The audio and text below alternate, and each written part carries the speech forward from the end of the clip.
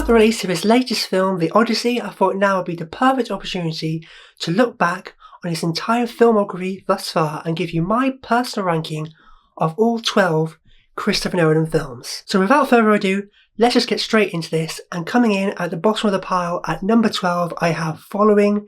Now this was Christopher Nolan's first film, so it's to be expected it would be at the bottom of the pile, but even his first film I think still has merit to it. You can see, going back and watching his directorial debut, there's elements in there that you would come to expect to see in a Nolan film, like telling the story in a non-linear fashion, like the kind of noir element to it.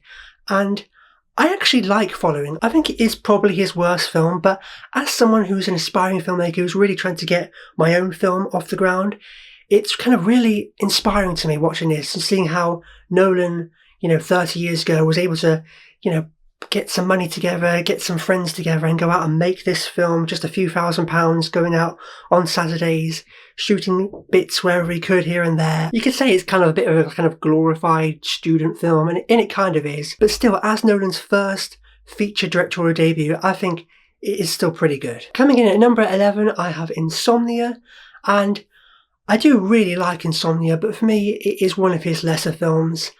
I really enjoy the performances from both Al Pacino and Robin Williams. I do really like Insomnia, but as Nolan's only film that he didn't write the screenplay for, it doesn't really feel like that much of a Christopher Nolan film. It feels almost like something from the 90s, like something like a Michael Mann or Catherine Bigelow would have directed. It's still good, but because he doesn't have his fingerprints in it on the screenplay, it feels almost like Nolan was the director for hire on it, and he did a good job, but it's like the least Nolan-y of all his films, and I like the film, but I think it's one of his lesser films. Coming in at number 10, and I pretty much love everything from here on upwards now. I know there's arguments to be made that, some of his films aren't that great, but I personally love basically all of the Christopher Nolan's films. And coming in at number 10, I have Tenet. I know this was a divisive one, but I personally actually really loved it. It's one of my least favourite Nolan films. I didn't love it as much as some of the films higher up on this list, but I still just really love what he was going for with this film, with the time inversion thing.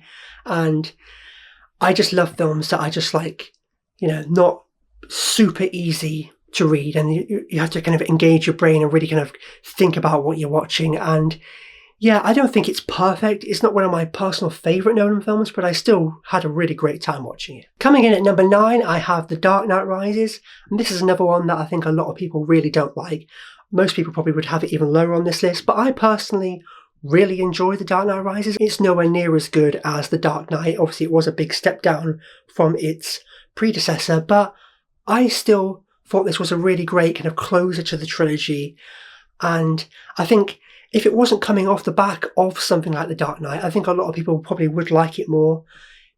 It has its faults. It's a little clunky, but I still think it's a really great film, and I personally really enjoy it. Coming in at number 8, I have Batman Begins. This is this kind of seminal comic book movie coming out like 8 years after the disastrous Batman and Robin. Nolan reinvigorated the Batman franchise with this just incredible back to basics, really looking into like the how and why of Bruce Wayne becoming Batman. And this is a film that just really blew me away at the time. It's not perfect. Obviously The Dark Knight is a superior film, but I still personally really enjoy the origin story of Batman Begins, and really seeing a director sink his teeth into really exploring how and why this character would become Batman. We'd never really seen that before in live action, and I just really enjoyed it. It's like an hour before we even see Bruce Wayne in the cowl, and I just really enjoy seeing a film really get into the mindset of this character and explore why someone like this would become Batman, and I just think he did a really incredible job. Coming in at number 7, this is a more recent film, and it is Dunkirk. This is another film that not everybody universally loved, but I personally thought it was absolutely incredible. I really enjoyed how Nolan approached making a war movie in a different kind of way. It's not a conventional kind of war movie in the traditional sense, in that there's not kind of a big kind of like hero character that we follow. There's no kind of, stereotypical kind of hero's journey or big kind of fun action set pieces. It's much more kind of grounded and naturalistic than that. We are really kind of thrown right into the deep end of this kind of situation, this environment. And I described it as almost like a kind of experiential survival thriller. So it's less of a traditional, conventional war movie, and it's more like virtual reality without the goggles. We're really kind of thrown into this situation.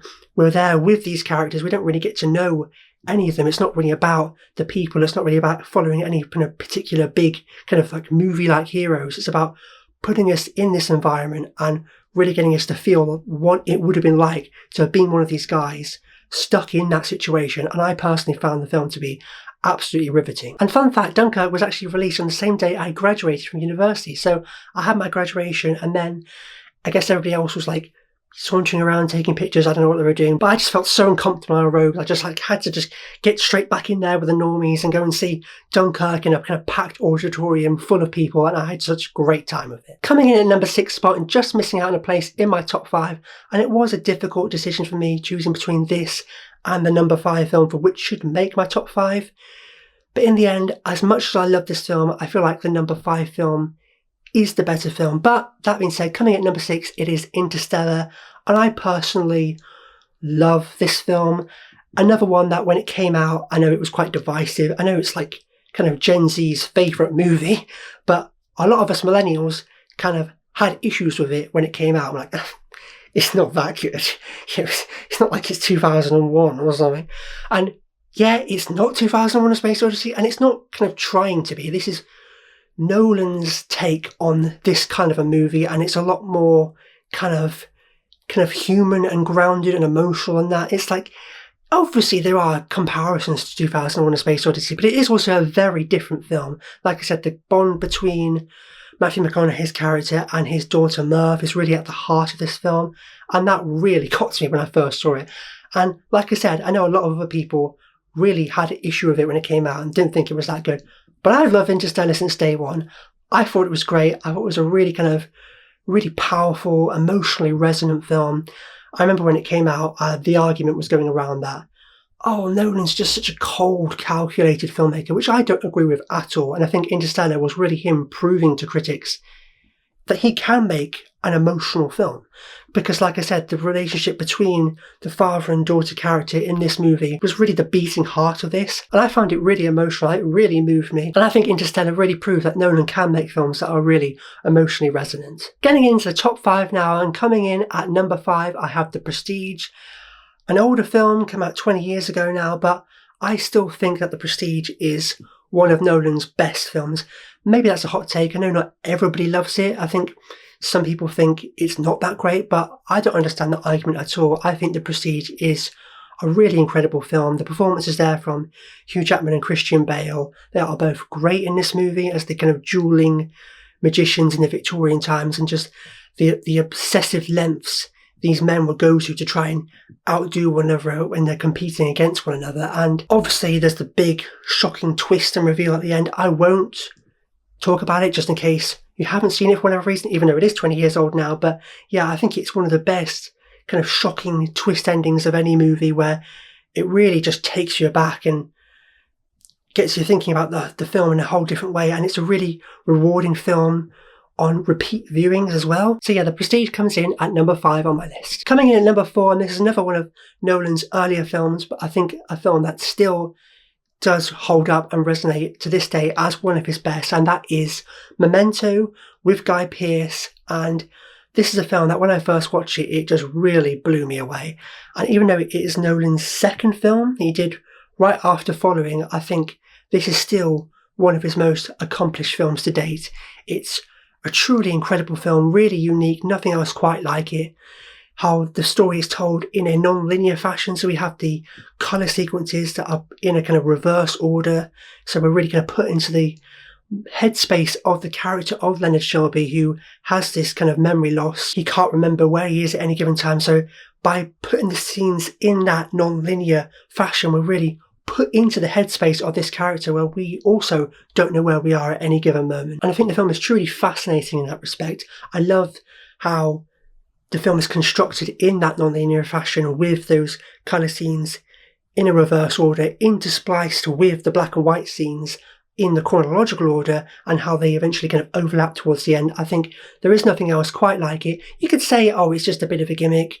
Okay, maybe, but it's just also done incredibly well and just a really spectacular film. And at number 3, I have The Dark Knight. Still to this day, one of the best, if not the best comic book movie ever made. And I think what makes The Dark Knight so incredible, and I've talked about this ad nauseum so many times over the years, but it's just so good because it's not just great for a comic book movie. It really transcends the medium of comic book movies because it's not just a great film that's based on comic books and comic book characters. Like, I still contend to this day, you take Batman and the Joker out of it, or you switch those names for just names of other characters, and it's still a really great film. It's not just a great comic book movie, it's a really great kind of crime action thriller that just happens to be about Batman and the Joker, and it's just an incredibly well done film. The performances from Christian Bale and obviously Heath Ledger as the Joker, winning the Best Supporting Actor Oscar posthumously. And yeah, I mean, it's a film that even almost 20 years later still holds up, still one of probably the best films of the last 20 years. And I absolutely love The Dark Knight. Coming in at number 2 spot, and this is another of my favourite films of all time, and it is Inception, one of the first films that really got me into kind of wanting to study film and become a filmmaker. It really opened my eyes to what a director could do with a big budget blockbuster film, that a director could make a blockbuster movie and make it smart, not dumb it down for its audience, but actually make a kind of smart, kind of complex film that really actually gets you thinking. You have to actually engage your brain and think about what's going on, but at the same time it's also just a really spectacular, fun, action-packed, entertaining movie. And I still think it holds up after all these years. I still go back and watch it every now and then. I watched it not too long ago actually, and it's just a really great film. And finally, coming in on the number 1 spot on my list, it is Nolan's most recent film, and that is Oppenheimer, that came out a few years ago, starring Cillian Murphy in the titular role. And yeah, you could say it's recency bias because it is most recent film prior to the Odyssey anyway, but I don't think so. I think there's a reason why this is the film that finally got Nolan the kind of Best Director and Best Picture Oscars, and I think it's because it is his best film to date. On a technical level, without question, his most accomplished work to date. I think it's really towering achievement. I found the film to be an absolutely riveting watch. I loved like how many of Nolan's film, there was a really kind of subjective approach in terms of really putting us into the mindset of the characters. So we're not looking at this kind of situation, this event from an objective point of view. We're really looking at it through the eyes of Oppenheimer. I'm really seeing it from his point of view. I know there was a big argument at the time that, oh, we don't actually see the bomb go off in Japan. And it's like,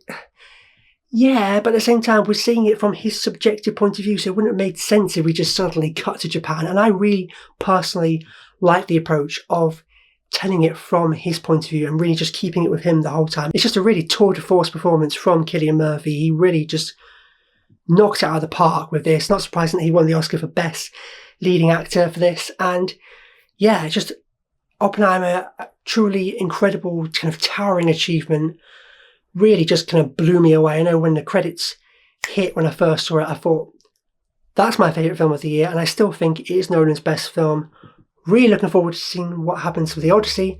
Who knows, that may surpass it. But as of right now, I think Oppenheimer is Christopher Nolan's crowning achievement and still his best film to date. And there we have it. That wraps up my ranking of all 12 Christopher Nolan films. What do you think about my list? How would you personally rank all of Christopher Nolan's films to date? Let me know in the comments down below. And as always, if you like this and you haven't already, be sure to click subscribe to see more. But until then, I'll see you next time.